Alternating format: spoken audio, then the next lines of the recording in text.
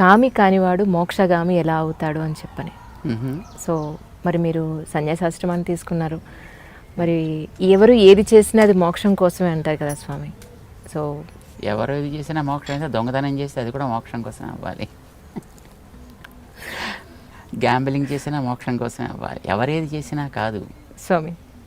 తగిన పని ఏది చేసినా దానిని లక్ష్యంగా పెట్టుకుని చేసినట్లయితే అది తప్పనిసరిగా వాడికి తరించే ఒక సాధనం అవుతుంది. That becomes a means for him to get the attainment. ఇప్పుడు మీరు అన్న దాంట్లో 2 పార్ట్స్ ఉన్నాయి దాంట్లో. స్వామి కామి, మోక్షగామి. పాపం ఎవరో ప్రాస కోసం పెట్టి ఉంటారు దాన్ని, బట్ దట్స్ ఓకే. కామి అంటే కోరిక కలవాడు అని అర్థం, కోరుకునేవాడు అని అర్థం. మోక్షం అనే దానిని నిర్వచించడాన్ని బట్టి ఇప్పుడు ఇవన్నీ ఉంటాయి. ఇప్పుడు బేసికలీ మోక్షము అని అంటే చాలామంది చచ్చిపోయి పోవడము, ఇది ఒక భావన జనరల్గా మనుషుల్లో ఉండేది. దాని మీద రకరకాల ఆలోచన ధోరణులు ఉన్నాయనుకోండి. సరే, ఇప్పుడు అవన్నీ అలా పెట్టినా మోక్షము అని అంటే విడుదల అని అర్థం. అయితే ఈ విడుదల అనేది దేని నుంచి? స్ట్రెస్ నుంచి విడుదల కావాలి, ఏదో కాస్త సుఖంలోకి వెళ్ళాలి. ఇది కొంతమంది సామాన్యుల యొక్క ఐడియా. కానీ సామాన్యంగా ఇప్పుడు ఈ మోక్షం అనేటువంటి మాట దేనికోసం మనం వాడతాం? ఏది అల్టిమేటో, దేనికంటే ఇక పొందాల్సింది పైన మరేం ఉండదు, సో దానికి మనం దీన్ని మోక్షం అని పెట్టుకున్నట్టయితే అలాంటిది లిమిట్లెస్ జాయ్ అరే kind of state of bliss అని ఒకవేళ మనం అనుకున్నట్టయితే, అలాంటి అంతం లేని అనంతమైనటువంటి ఆనందం ఇప్పుడు మనకి రావటల్లా. అప్పుడప్పుడు కొద్ది కొద్దిగా ఆనందాలు వస్తున్నాయి మనకు కూడాను. వేసవికాలంలో ఐస్ క్రీమ్ తింటే ఆనందం, నదిలో దూకితే ఆనందం, శీతాకాలంలో వేణీళ్ళు పోసుకుంటే ఆనందం. ఒక తాత్కాలికంగా శారీరకంగా కలిగేటటువంటి సుఖాల కోసం మనం తాపత్రయపడుతున్నాం యూజువల్లీ. కానీ శరీరం అనేది మనం ఎంత చేసినా అదేం ఉండలేదు. ఒకసారి అది పోతోంది, ఒకసారి రోగాల పాలవుతోంది, ఒకసారి ఏడిపిస్తోంది, అప్పుడప్పుడు అనుకూలంగా కూడా ఉంటుంది. కానీ but most of the times it's creating lot of pain. But either pain or Joy, ఇది వచ్చేది ఎవరికి? మనిషికి ఏంటంటే మనిషికి కాదు, నాకు. ఓహో, మనిషి ఈజ్ ఒక స్పేషీస్, ఇది ఒక ప్రాణి. బట్ ఇలాంటి ప్రాణులు కోకోలలు ఉన్నాయి కదా, జంతువులు ఉన్నాయి, పక్షులు ఉన్నాయి, క్రిములు ఉన్నాయి, కీటకాలు ఉన్నాయి. ఓకే, సో ఇవన్నీ కూడా ప్రాణులే. అందులో కొంచెం అతి తెలివి కలిగిన ప్రాణి మనిషి, అన్నిటిని పాడు చేసే ప్రాణి కూడా మనిషి. అవునండి. మిగతా వాటి మానాన బతుకుతాయి, వీడన్నిటినీ పాడు చేస్తాడు. తెలివి ఉన్నటువంటి ప్రాణి, తెలివి వాడగలిగిన ప్రాణి కూడా. అంతవరకు మనం తీసుకుంటే ఈ శరీరాన్ని నాది అని వాడుకునేవాడెవడో ఒకడున్నాడు లోపల. సో మనం వాడిని ఆత్మ అంటామని మనకి స్క్రిప్చర్స్ చెప్తున్నాయి. సరే, ఎవడో నేను అని అయితే అంటున్నాడు కదా, ఆ నేనుకి సుఖం కావాలి. ఇప్పుడు శరీరానికి సుఖం కాదు, నాకు సుఖం కావాలి. ఇప్పుడు వ్యాపారం చేసేటటువంటి వాడిని ఐటీ వాడు దాడి చేసాడు అనుకోండి, వాడిని ఏసీ రూమ్లోనే కూర్చోబెడతాడు, కానీ వీడికి చెమటలు పడుతుంటాయి వీడికి. అయితే శరీరానికి సుఖం కాదు వాడు కోరుకునేది, నాకు సుఖం కావాలి. వాడికి టెన్షన్ కలిగింది కనుకనే శరీరం వాడికి కంఫర్టబుల్గా మంచి సోఫా వేసి ఏసీ వేసి కూర్చోబెట్టినా వాడు చెమటలు కారుతూ ఉంటాయి, వాడు తుడుచుకుంటూ ఉంటాడు. ఈ నేను అనేటటువంటిది ఇప్పుడు ఇక్కడికి వచ్చి ఎన్నో రకాలైనటువంటి కండిషన్స్కి లోపల బతుకుతోంది. మనిషి అనండి, జంతువు అనండి, పక్షి అనండి, మరొకటి అనండి, ఎన్నో రకాలైనటువంటి హద్దులు ఉన్నాయి. ఇప్పుడు ఆ హద్దుల్లోనే ఇది చేసేటటువంటి కార్యక్రమాలన్నీ సాగుతున్నాయి. ఆ హద్దులు ఏర్పడటానికి కారణం ఒకటి చెప్పారు మన వాళ్ళు శాస్త్రాల్లో. దాని పేరు కర్మ అన్నారు దాన్ని. ఈ కర్మ అనేదే వీడికి ఒక బాండేజ్, ఒక బంధం వీడికి.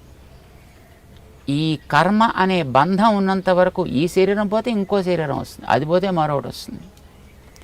గోడలోంచి మొక్కలు మొలిచినప్పుడు దాన్ని మనం పైన కట్ చేస్తే ఇంకొక బ్రాంచ్ వస్తుంది, అది కట్ చేస్తే మరో బ్రాంచ్ వస్తుంది. ఆ వెనకాతలు ఉండేటువంటి ఆ రూట్ తీనంత వరకు కూడా. ఇప్పుడు ఈ శరీరాలనేవి రావడానికి కారణం ఈజ్ కర్మ.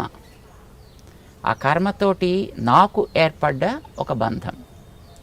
ఈ కర్మబంధం వల్లనే కొన్ని సుఖాలు వస్తున్నాయి, కొన్ని దుఃఖాలు వస్తున్నాయి, కొన్ని ప్యాసివ్గా ఉంటున్నాయి. మానవ శరీరం వస్తుంది, ఇంకో శరీరం వస్తుంది, మరో శరీరం, రకరకాల శరీరాలు వస్తున్నాయి. బట్ నేనేం కోరుకుంటా?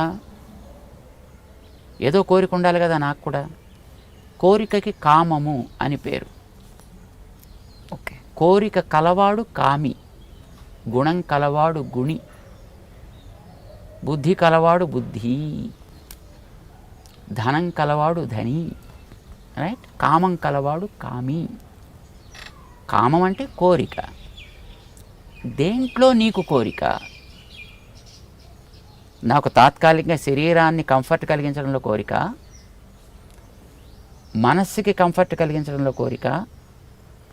మనస్సు కంఫర్ట్గా ఉంటుంది, వాడికి శరీరంలో రోగాలున్నా వాడు దాన్ని బేర్ చేయగలుగుతాడు వాడు కదా. మనస్సుకి ఒక రకమైనటువంటి సౌకర్యం కలిగించాడు వాడు కనుక. సో కొందరు బుద్ధికి సౌకర్యం కలిగిస్తారు, రైట్? ఒక్కొక్కరు ఒక్కొక్క రకమైన కంఫర్ట్. బట్ అల్టిమేట్లీ మనం కోరుకోవలసినటువంటి కంఫర్ట్ దేనికి? మనస్సుకి కంఫర్ట్ కలిగినా శరీరం పోతుంది, బుద్ధికి కంఫర్ట్ కలిగినా శరీరం పోతుంది. శరీరం పోయినా ఇంకో శరీరం వస్తుంది. Because you did not find the root cause which you call as karma. So నేనేం కోరుకుంటానంటే విడుదల కోరుకుంటా. ఎండలోంచి విడుదల ఏసీ రూమ్లోకి వస్తే, మంచులోంచి ఎండలోకి వస్తే విడుదల. నీళ్లలో మునిగిపోతుండేవాడికి ఎవడైనా పిలక పట్టుకుని బయట వేసేస్తే వాడికి విడుదల. జైల్లో ఉండేవాడికి అందులోంచి బయటికి తెస్తే వాడికి విడుదల. విడుదల కోరుకుంటాడు ప్రతివాడు కూడా ఉన్న స్థితిలోంచి. ఒక తమాషా కథ ఉంది ఒకటి, కథ ఏం కాదు బట్ ఫ్యాక్ట్. ఒక ఇద్దరు ఫ్రెండ్స్ ఉన్నారట. చిన్నప్పుడు విడిపోయారు పాపం. వాళ్ళు చదువుకొని చిన్నప్పుడు బాగా ఉండేవారు. సరే, ఒక ఫ్రెండ్ ఉండేటువంటి పట్టణంలోకి ఔద్యోగిక రీత్యా రెండో ఫ్రెండ్ వచ్చాడు. వాడికి ఆ ఊళ్ళో ఎవరు తెలియదు, కానీ ఉద్యోగంలో అక్కడ పోస్టింగ్ వచ్చింది. వాడు ఇక్కడ అక్కడ పాపం ఏ హోటల్లోనో ఏదో 2 మెతుకులు తింటూ ఉండేవాడు, ఆఫీస్కి పోతూ ఉండేవాడు. అది ఐటీ ఆఫీస్ కనుక ఆఫీసులోనే వాడు పడుకోవడానికి కూడా వాడికి ఒక బెర్త్ ఇస్తారు.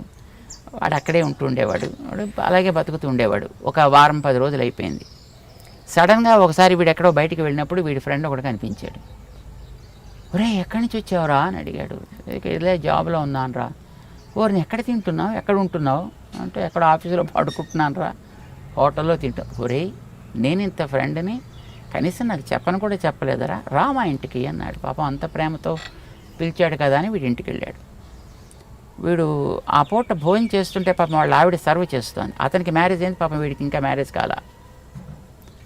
ఆ సర్వ్ చేసే ఆవిడ ఇలాగ సీరియస్గా మొహం పెట్టి ఆవిడ సర్వ్ చేస్తుంది. ఒకరోజు చూశాడు, 2 రోజులు చూశాడు.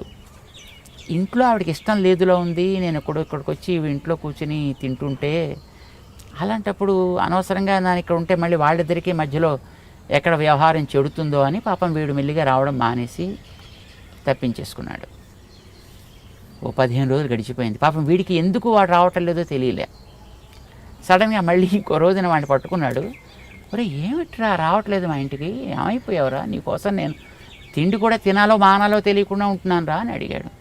అంటే పాపం పాపం చెప్పడానికి మొహమాట పడ్డాడు. సరే, ఇంకా వాడు గట్టిగా నిర్బంధించేటప్పటికి చెప్పాడు, ఒరే వద్దురా, నేను నీ ప్రేమ నాకు తెలుసును, కానీ మీ ఆవిడ చాలా సీరియస్గా ఉంటుందిరా, నేను అనవసరంగా మీ ఇద్దరికి మధ్యలో కొంచెం ఇబ్బంది కలిగించే స్థితిలో ఉంటానేమో అని చేత నేను బెటర్ అని మానేశాను రా, ఏమనుకోకు ప్లీజ్ ప్లీజ్. పక్కుమని నవ్వెట్టండి ఆ ఫ్రెండ్. నవ్వుతావేమిట్రా, నేను సీరియస్ రా, అందుకోసమే నేను రాలేదురా. ఓరు పిచ్చోడివిరా నువ్వు, మా ఆవిడ రిసెప్షనిస్ట్ రా. రిసెప్షనిస్ట్ ఎలా ఉండాలి, ఎప్పుడూను నవ్వుతూ ఉండాలి కదా. వాడు ఎవడైనా వచ్చి అడిగినప్పుడల్లా చెప్పాలి, 10 సార్లు అడిగినా 10 సార్లు చెప్పాలి. చెప్పేటప్పుడు నవ్వుతూనే చెప్పాలి, సీరియస్గా మొహం పెట్టకూడదు. మరి పొద్దు నుంచి సాయంకాలం దాకా రిసెప్షన్ కౌంటర్లో కూర్చుని ఇలాగ నవ్వినట్టుగా మొహం పెట్టి, నవ్వు కాదు నవ్వినట్టుగా మొహం పెట్టి సాయంకాలం దాకా ఉండి ఇంటికి వచ్చాక ఈ చేంజ్ కావాలి కదా. అంచేత వాట్ ఈజ్ ద చేంజ్? ఇప్పుడు పేపర్ చదువుకునే వాడికి చేంజ్ అంటే పేపర్ మూత పెట్టి టీవీ చూడడం. టీవీ చూసేవాడికి చేంజ్ అంటే టీవీ క్లోజ్ చేసి పక్కవాడితో మాట్లాడడం. ఇప్పుడు that is what they call rest.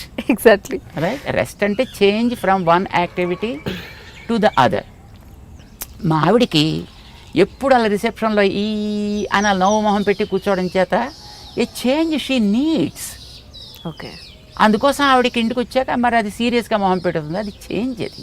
Okay, అంతేకాని పాప ఆవిడ మనస్సు వెన్నరా, పాప నువ్వు అనవసరంగా అపార్థం చేసుకున్నావురా అని పాపం వాడు చెప్పేటాడు. It is a change, right. అంటే మనం ఎప్పుడు కూడా ఒక చేంజ్ కోరుకుంటాం. ఆ చేంజ్ దేంట్లోంచి కోరుకుంటాం మనం? ఈ కనిపించేటటువంటి రకరకాల శరీరాల్లో తిరగడం ఇవన్నీ పోవాలి. I want a change for good. That is my Dzire, my goal. నాకు విడుదల కావాలి. విడుదల ఈజ్ మోక్షం. సో మీ కోరికది. సో కోరిక కలిగిన వాడు కామి కనుక మాకు కూడా కామ ఉంది.